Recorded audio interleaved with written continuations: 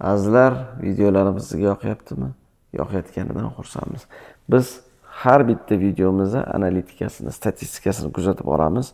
Kundan kun tomoshabinlar soni oshayotgani bizni xursand qiladi. Bugun auditoriyamiz 136 mingni oshibdi. Millionlab tomoshalar bor ekan. Faqat bir dona iltimos bor. Hozir tekshiringlar. Video tagida mana bu podpiska degan tugmani bosib qo'yganmisiz, yo'qmi?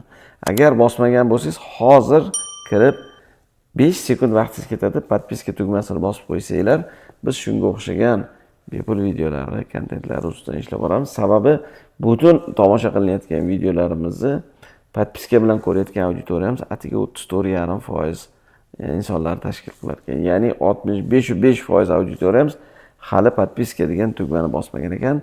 YouTube algoritmlari uchun bu muhim ekan. Qancha ko'p insonlar mana shu podpiska tugmasini bossa, siz bizga o'xshagan qolgan yurtdoshlarimizga shu kontentlarni avtomat tarzda tavsiya berishni boshlar ekan. Men juda xohlayman shu bilimlar ko'proq yurtdoshlarimizga yetib borsin. O'zbeklar bilim orqali daromadi ko'paysin. Hayotini, vaqtini, umrini chiroyli reja qilib muvaffaqiyatga erishadigan insonlar ko'p bo'lishini nafaqat men, siz ham xohlashinglarni bilaman. Shuning uchun kelinglar bir-birlarimizni qilayotgan mehnatimizga, ya'ni bizning salomimizga alik olib shu tugmani bossanglar biz uchun qadrli bo'ladi va shunga o'xshagan kontentlar ustida katta jamoa bilan ishlashni davom etamiz. Bosgan bo'lsangiz, suhbatni davom ettiramiz. Azizlar, insonni yoshi 35, 40, 45, kimdadir 50 gacha kirayotgan paytda o'ziga yarasha bir o'rta yosh krizisi, ya'ni inqirozi degan bir holatga inson duch kelar ekan. Bu holatda menimcha shu 35-50 yoshi orasidagi insonlar juda yaxshi tushunadi. Odatda men o'zim ham shu savollarga javob qidirgan paytlarim esimda. Qaysi holatlarda bu vaziyatga inson duch kelar ekan deb qarasak, yoshlikdagi orzu, maqsadlar, ambitsiyalar juda ko'p bo'ladi. 20-25 yoshda, 30da ham yorvoraman, bu qilaman deydigan yoshlikdagi orzu, havas, ambitsiyalar katta bo'ladi. Kriz ikki holatda duch kelar ekan. Bittasi shu narsalarga erishdingiz, uy, joy, mashina, pul topdingiz, sayohat qildingiz, hammasiga erishdingiz. Ya'ni o'shani zavqini oldingiz, keyinchi degan yangi mazmunni qidirasiz. Bu yaxshi holati aslida. Ya'ni bunga erishdim, mayli, bu bo'ldi. Kecha bir paytlar menga Nexia olish zavq bergan, keyin Lacetti, keyin Malibu, keyin bor yana undan ham qimmatroq mashina. Hammasiga ham erishdingiz. Uy-joy qildingiz, oila bor, farzandlar bor. Safar qildingiz, umraga bordingiz, hajga bordingiz. Ya'ni bu yaxshi. Shunda inson keyingi mazmunni qidiradi. Endichi, hop bundan keyinchi tijoratda pul ham topdim, boshqa ham qildim. Lekin bunaqa holatda bu krizga yetganlar insonlarning balkim 5%, 10% bo'lar ekan. Qolgan 90-95% insonlar o'rta yosh krizisida o'sha yoshlikdagi ambitsiya, orzularga erisha olmagandan nega men erisha olmadim? Nega meni tengdoshlarimdan palonchi-pistonchini bugungi sharoiti, uy-joyi, oilasiga yaratayotgan sharoitlari bor, yana o'sha o'zbeklarni misol olsak, uy qildi, to'y qildi, hajga bordi, umraga bordi, ota-onasiga yaxshi sharoit qildi, farzandlarini zo'r o'qityapti, yaxshi kvartiralik, yaxshi uylik, uchastkalik bo'ldi. Nega men hali ham zo'rg'a 3 oylikdan oylikgacha yoki qarzdan qarzgacha yuribman? Men nimani noto'g'ri qildim deydigan o'zidan qoniqmaslik krizi bo'lar ekan. O'ziga bo'lgan ishonch yo'qolar ekan. O'zini birovlar bilan solishtirganda men nimani xato qildim deydigan ma'noda ichki qoniqmaslikdan ham krizis holatiga duch kelar ekan. Bunaqa vaziyat mana men ko'ryapman, salkam 80-90% insonlarda o'tar ekan. Demak, illyuziyalar parchalanishi deydi. O'zimizga orzu, havaslar, karyera, u bu degan hamma narsa hayolda bo'ldi. Nimani noto'g'ri qildim deydi, nimaga kech qoldim deydigan, ya'ni orzu va natija bilan solishtirganda shu holat bo'ladi. Demak, keyin taxminan bir 40 yoshga kelganda vaqtimiz endi yetmayotganligini inson his qiladi. Endi nafaqat orzu, maqsad, endi 40 yoshda bundan qarasak, ota-onalarimiz 60, 65, 70 ga kirgan. Borlari bo'lsa qanaqa qarib qolayotganlarini ko'rib, bular g'animatligini tushunib qolar ekan. o'tgan bo'lsalar, katta bu inson bo'lib qolganini inson his qilar ekan. Ya'ni kecha ota-ona bor edi, qanaqadir xotirjam edik. O'sha insonlarning duosi bilan balkim hali bilinmagan, lekin ular o'tgandan keyin katta bo'lganingizni bilasiz. Ularga bir qo'lingizdan yaxshilik qila olmaganingizni bilasiz. Va o'zingiz, oilangiz, farzandlaringizni oldingizda turgan yuk kattalashganini bilasiz. İstesak istamasak bu yuk moddiy masalalarga borib taqalgan. Farzandlaringiz 3 ta 4 ta, lekin siz 3 xonali kvartirada yashayapsiz. Farzandlaringiz katta bo'lgan, yaxshi o'qish xohlaydi, yaxshi bir institutlarga kirish xohlaydi yoki oldingizda bularning hammasini o'ylik, joylik to'y qilishingiz kerak. O'zi topayotgan oyligingiz 5 million so'm, 10 million so'm, qanaqa to'y, qanaqa o'qish, qanaqa nima qilaman deydigan o'sha afsuslanish holati, moddiy bosimlar paydo bo'ladi. Bu ham insonni o'ylantirib, diqqat bo'lishiga, o'ylov xayoli bo'lishiga, vaqt yetmaganligini his qilish, hali bir xillikdan zerikish, ishga majburlikdan borayotganlik, o'ziga yarasha bir qoniqmaslik narsalar bo'ladi. Bir paytlar sizga qadrli bo'lgan ambitsiyalar yoki eski bo'lgan qadriyatlar bugun uni kuchini yo'qotganligini his qilasiz. Ilgari nimadir sizni quvontirgan bo'lsa, bugun quvontirmayotganligini his qilasiz. Bo'yningizdagi majburiyat borligini his qilasiz. Va uni mayli 40 yoshda bo'ladigan bo'lsa, mana men bu videoni 48 yoshimda yozyapman. Hatto men ham Hasan akam ham 45 yoshda energiyamiz pasayishini his qildik. Ya'ni 45 yosh atrofida biologik va ijtimoiy o'zgarishlar boshlanar ekan insonning tanasida. Jismoniy o'zgarish, energiyamiz kamayishi, tashqi ko'rinishda, yosh bilan bo'lgan nimalar, hatto ovozimiz ham ko'rdinglarmi? Azizlar, sizlarga bir yaxshi xabarimiz bor. Tez kunlarda hayotimizni orzu maqsadlarimizga erishish bo'yicha vaqtimiz va pulimizni boshqarish bo'yicha 1 oylik onlayn darslarimiz start beriladi. Shu bilan birgalikda tijorat egalariga, tadbirkorlarga va o'zimni biznesimni boshlayman degan barcha bizning yurtdoshlarimiz uchun 1 oylik ham offlayn ham onlayn darslarimiz boshlanishini aytamiz. Azizlar, agar shu mavzular, shu darslar bizga qiziq, nima qilish kerak desanglar, jamoamizga aytamiz, shu video tagida havola qo'yishadi, havoladan ro'yxatdan o'tsanglar, aloqaga chiqishadi, bog'laninglar. Mana shu video hurmati sizlarga atalgan bir yaxshi chegirmada shu darslarni xarid qilib, hayotingizlarni kamida 5 yillik strategiyasini tuzib olish imkoniyatini, tijoratinglarni tepadan qarab tizimli boshqarish ilmlarini offlayn darslarda o'rganish imkoniyati bo'ladi. Shu bilan keyingi darslarimiz yana ancha muddatdan keyin boshlanadi. Bu zo'r fursat. Foydalaninglar, ilminglarni oshiringlar, hayotinglarni chiroyli reja bilan boshqarib, orzu maqsadlarga erishish uchun yaxshi qadam qilish uchun zo'r fursat bo'ladi. Tugmani bosinglar, darsda ko'rishamiz. Hali Jigulini patsosiday chiqardi. Bu borgan sari shu kuch-quvvat ketganligini his qilasiz, lekin majburiyat perivalida bo'lasiz. Chunki farzandlaringiz 20-25 ga kirgan. Ularni o'qitish kerak, to'y qilish kerak, o'yli joyli qilish kerak. Ularga sharoit yaratish kerak. To'y qilib ham qutulmaysiz. Ya'ni bu o'ylov xayol insonni 45 dan keyin 50 ga yaqinlashib borgan sari o'ziga yarasha bosim paydo bo'ladi. Bu ham o'ziga yarasha mana shu krizis beradi.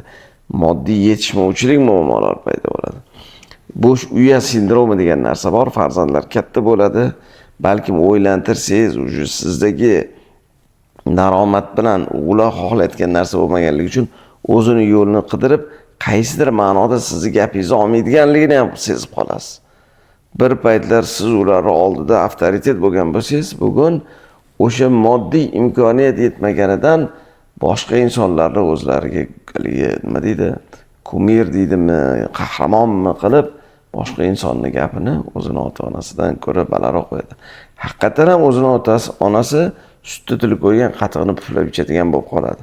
Xatolar ko'p bo'lgan, uni qilgan o'xshamagan, buni qilgan o'xshamagan, kredit olib biz ochsak zo'r bo'ladi degan undan battar bo'lgan. Ya'ni duh ham ketib qoladi, o'ziga bo'lgan ishonch ham ketib qoladi.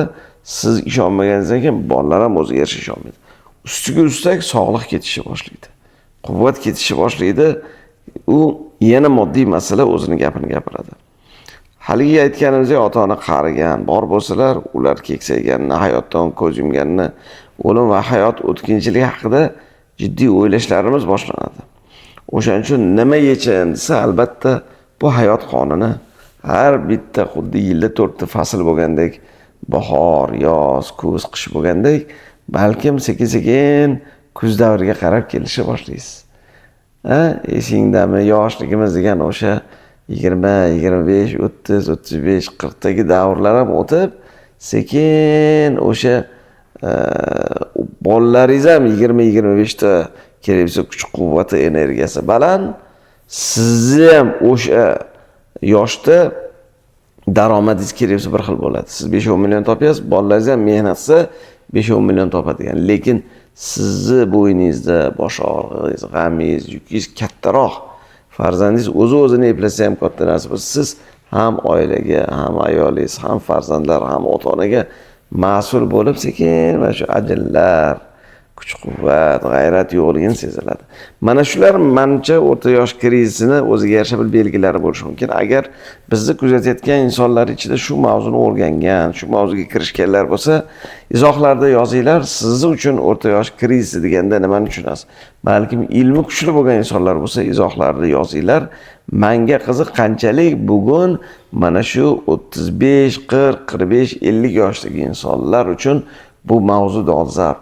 Va buni yechimlari qayerda desa, endi chiqish uchun nima yechim bo'lsa, albatta hayotni qaytadan bir tahlil, tafakkur qilib ko'rib chiqishimizga, o'zimiz qilgan xatolarni farzandlarimiz qilmasligini xohlaymiz. Qolgan joydagi umrimiz qolganini qaytadan bir qadriyatlar g'ildiragini ko'rib chiqib, men uchun o'zi nima muhim? Pul deb yuguribman, sog'lig'im ketibdi. Pul deb uy joy deb yuguribman, na namozimga, na bir ertaga oxiratimni o'ylaydigan ishlarimni qilmayman deb qadriyatlar o'zgaradi. Kechagi 50-50 olayotgan insonlar bugun Alloh o'zing kechir deb yaxshi sekin namoziga befarq bo'lmaydi. Ro'zasiga, boshqasiga. Ya'ni kuch-quvvat yo'qolganini, g'ayrat yo'qolganini, daromad xohlasa ham ko'paymaganligini bilgandan keyin shukr, mayli boriga shukr. Endi hech bo'lmasam farzandlarni bir chiroyli ilmini, tarbiyasini berib, ular kelgan joydan bizga yetib o'tib ketsin deydigan orzu, havas, maqsadlar bo'lar ekan. Bunga bilim yetmaganligini bilib, yangi bilimlarni qaytadan ko'rishga, o'rganishga, qolgan umrni xotirjam hayot strategiyasi bilan olib borishga bo'lgan ehtiyoj paydo bo'lar ekan. Qiladigan ish nima? Bo'pti, bu bir hikmat bor. Bu inqirozda ham bir dars bor, hikmat bor deb, ya'ni inqirozni yaxshi ma'noda tan olishimiz kerak, qabul qilishimiz kerak. Eng birinchi xato o'zimizga bo'lgan ishonchni tushirib, tushkunlikka tushish kerak emas. Alloh har bir narsada hikmat bor. Har bir narsadan bir yaxshilik ko'rish kerak deb, o'sha bugun ustozlardan, ulamolardan yaxshi ilmni, yaxshi hikmatni olib, bir depressiyaga tushmasdan qaytaga boricha qabul qilish kerak. Organizm ruhiyatni o'sha eski tizim yo'q, endi ishlamayapti, yangilash kerak degan ma'noda signaldan yo bilimiga, yo bir tafakkur qilishga bir hikmat bor deb qarashimiz kerak.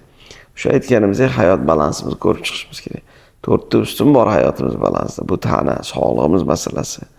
Uyqumizga e'tibor qilish, to'g'ri ovqatlanishga e'tibor qilish, ortiqcha qorin, ortiqcha nimalar, ertaga sahr, davleniya, insult, infarkt bo'lmasligini oldini hozirdan nima qilishimiz kerak?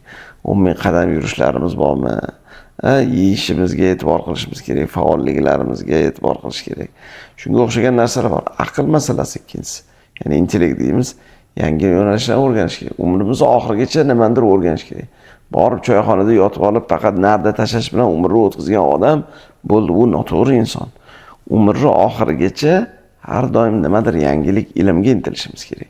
Mayli Qur'onni o'rganarmiz, mayli tijoratni o'rganarmiz, mayli oiladagi qilgan xatolarimiz, tarbiyadagi qilgan xatolarimizni o'rganib, farzandlarga bolam men shu xatoni qildim, sen qilmagin. Bolam men shu yerda ilmga bee'tibor bo'ldim, sen bee'tibor bo'lmagin deydigan ma'noda bugun ijtimoiy tarmoqqa ketadigan vaqtimizni behuda narsalarga emas, ilmga, hikmatga qaratish muhimligini bilamiz. Chunki men ham edim seningdek, sen ham bo'lasan meningdek. Tepaga qarab fikr qilib, pastga qarab shukr qilish kerak yoki qayta kimgadir qarab fikr qilib, kimgadir qarab shukr qilishimiz kerak deydigan tahlil, tafakkur bo'lish kerak. Qalb masalalarimiz bor, uchinchi ustunimiz. Ya'ni hissiyot, munosabat, bu oila bilan munosabat, ayolimiz bilan munosabat, ota-ona bilan munosabat, farzandlar bilan munosabat, do'stlarimiz bilan munosabatlarni yangi bosqichga olib chiqishimiz kerak. Bular bo'lmas narsaga jizzakilik qilmasdan, bir hikmat bilan haligi Rus tilida mudrost deydi. Aqllilik, bir donishmandlik davri boshlanadi. Yaqinlar bilan shunchaki majburiyat yuzasidan emas, samimiy, chuqur suhbatlar qurib borishimiz kerak. Har bir narsadan bir yaxshilik izlab, mag'ziga e'tibor qilishimiz kerak. Va 4-ustunimiz ruh mavzusi. Ya'ni ma'no, strategiya, ruhiyatimiz masalasi. Hayotimizdagi keyingi qolgan, mayli 40-45 yoshimiz bo'lsak, o'lmasak 50, 55, 60, 65, 70, 75 Xudo umr beradi. Bu umrni endi bilim bilan, chiroyli hayotiy reja bilan olib borishimiz muhim bo'ladi. Vaqtimiz, daromadimizni bir qaytadan ko'rib chiqib, nimani to'g'ri qildik, nimani noto'g'ri qildik. Bu yog'iga nimaga fokus berishimiz kerak, nimaga diqqat qilishimiz kerak deydigan ma'noda muhim bo'lgan mavzularga, hayotimizdagi muhim jabhalarga fokus berib, muhim bo'lmaydigan, na bir bu dunyomiz, na oxiratimizga foyda bermaydigan narsalarni chopishga o'rganishimiz muhim bo'lar ekan. Azizlar, sizlarga bir yaxshi xabarimiz bor. Tez kunlarda hayotimizni orzu maqsadlarimizga erishish bo'yicha vaqtimiz va pulimizni boshqarish bo'yicha 1 oylik onlayn darslarimiz start beriladi. Shu bilan birgalikda tijorat egalariga, tadbirkorlarga va o'zimni biznesimni boshlayman degan barcha bizning yurtdoshlarimiz uchun 1 oylik ham offlayn ham onlayn darslarimiz boshlanishini aytamiz. Azizlar, agar shu mavzular, shu darslar bizga qiziq, nima qilish kerak desanglar, jamoamizga aytamiz, shu video tagida havola qo'yishadi, havoladan ro'yxatdan o'tsanglar, aloqaga chiqishadi, bog'laninglar. Mana shu video hurmati sizlarga atalgan bir yaxshi chegirmada shu darslarni xarid qilib, hayotinglarni kamida 5 yillik strategiyasini tuzib olish imkoniyatini, tijoratinglarni tepadan qarab tizimli boshqarish ilmlarini offlayn darslarda o'rganish imkoniyati bo'ladi.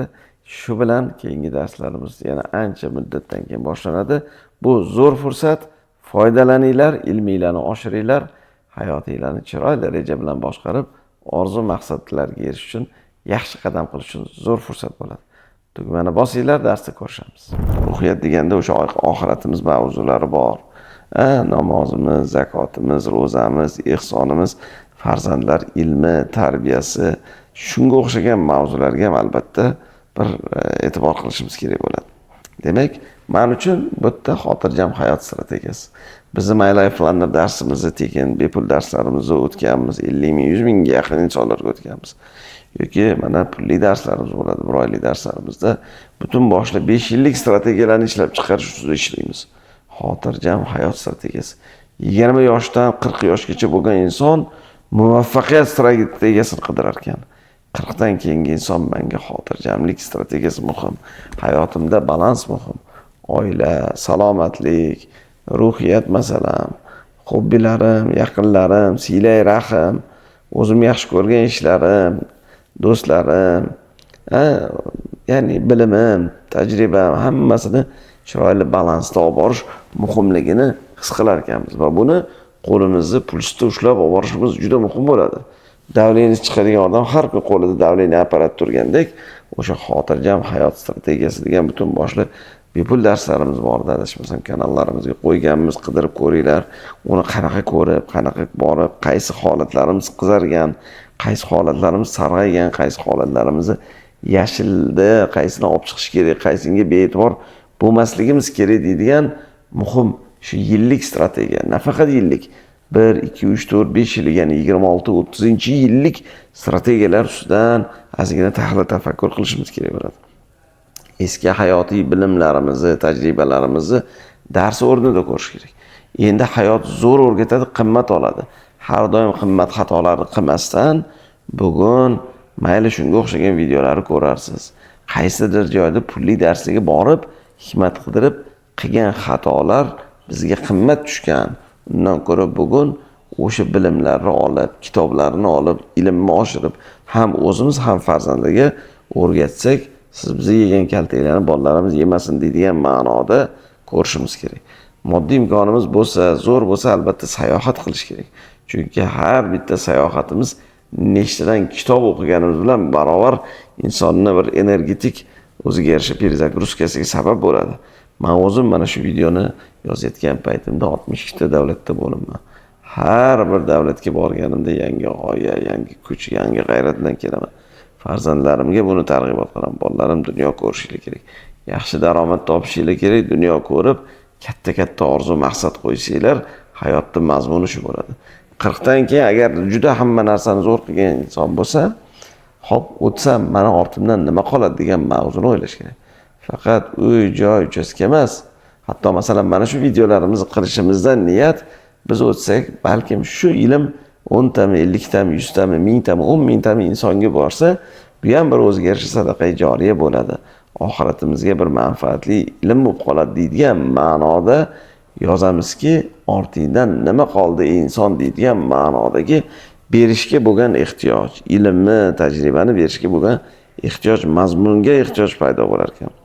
Va o'sha gap ustozlik, yo o'zimizda ilm Xudo yaxshi ilm bergan bo'lsa, farzandlarga, yoshlarga, jamiyatga ilm tarqatish, kitob yozish, balki mana shunga o'xshagan o'zingizni blogingizni qilib, bolam uchun yozdim.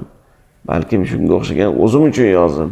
Yuzlab, minglab insonlarga manfaati yetar deydigan ma'nodagi berishga bo'lgan ehtiyoj bo'ladi. Azizlar, men hayolimdan o'tgan hozir o'zimni bir yozma nimalarimni ko'rgan bo'ldim. O'zim uchun o'rta yosh krizisi nima edi, chiqish uchun nima qilishim kerak, yangi mazmun deydigan ma'noda qiladim, aytdim. Lekin eng yaxshi mazmun bizni menimcha mana shu videolarimizni kuzatsanglar, hayot va oxirat degan bir darslarim bor. Musulmon odam uchun eng yaxshi mazmun oxirat. Bu dunyoda hammamiz sinovga jo'natilganmiz. Bir kunmi, 5 yilmi, 10 yilmi, 50 yilmi, 60 yilmi, 70 yilmi, Alloh qancha umr bergan. Bu dunyoga seni jo'natdim bandam, ertaga oxirat bor. Jannat bor, do'zax bor, arosat bor. Bu dunyoga bekorga kelmading. Mana senga halol, mana senga harom, mana senga joiz, mana senga nojoiz. Shuni to'g'ri qilgin, g'arg'aragacha xatolaring bo'lsa tavbangni qilib, birovdan qarzing bo'lsa qarzingni yopgin, omonatlaringni yopgin, chiroyli ish qilib, oxiratingga abadiy bo'ladigan hayotga tayyorgarligingni qil. Mana mazmun. Mazmunni qidirgan odam, ya'ni bir narsa yo'lni yo'qotgandek bo'ladi. Soyuz paytida esimda kommunizm bizga g'oyasini sotgan. Har 1-may, 9-may, 7-noyabrda qizil paradda bayroq ko'tarib kommunizm o'tilgan. Musulmon odamga bo'ldi. Oxirat mavzusi eng katta mavzu. O'lguningizcha qiladigan amalingiz, hatto tasbihlaringiz, hatto ibodatlaringiz, hatto birovga qilgan mana shunga o'xshagan bergan ilmingiz ham oxiratingizga o'sha sadaqa joriya bo'ladigan mazmun bo'lar ekan. Menimcha agar hamma narsani qoyillatgan odam endi bu dunyoning uchastkasini chiroyli qilib qo'ygan bo'lsangiz, oxirat uchastkasi uchun harakatni qilish mumkin. Buni ilmini mendan ko'ra ulamolardan, ustozlardan olishimiz mumkin. Har kuni bugun amr ma'ruflar, juma namozlarida bor, to'y ma'rakalarimizda bor. Ota-onaga bo'lgan hurmatdan tortib, yoshlarga bo'lgan izzatdan tortib, jamiyatga bera oladigan narsangizdan tortib, nima qilish mumkin, nima qilish mumkin emaslik, hammasining ilmi bor. Mana shuni bilgan insonda ham hech qachon kriz kelmas ekan. Chunki mazmun bor. Mazmun oxiratda o'sha jannatga kirish. Nima qilish kerak? 5 mahal namozim, zakotim, ro'zam, ehsonim qildimmi yo'qmi? O'ng qo'lingiz bergan chap qo'lingiz bilmas, hech kimga hisobot berishi shart emas. Hech kim kelib menga sizga aql o'rgatishi ham shart emas. Lekin har birimiz birinchi navbatda yaqinlarimiz, jigarlarimizdan, qo'limiz uzun bo'lsa o'shalarga qiladigan siylay rahmdan. Bo'lmasa Alloh, men bu dunyoda zo'r topaman, bu dunyoda so'rovchi qo'l emas, beruvchi qo'l bo'laman. Shuni ilmini ber. Shunga o'xshagan yaxshi ustozlarga yaqin qilgin. Men ham Xudo xolasa boy bo'laman, beruvchi qo'l bo'laman deydigan ma'noda mazmunni topib harakatni qilishimiz kerak. Qo'limdan kelganicha shu mavzuda bir tahlil, tafakkur qilgan bo'ldim. Buni aql berish, o'rgatish ma'nosida qaramaysizlar.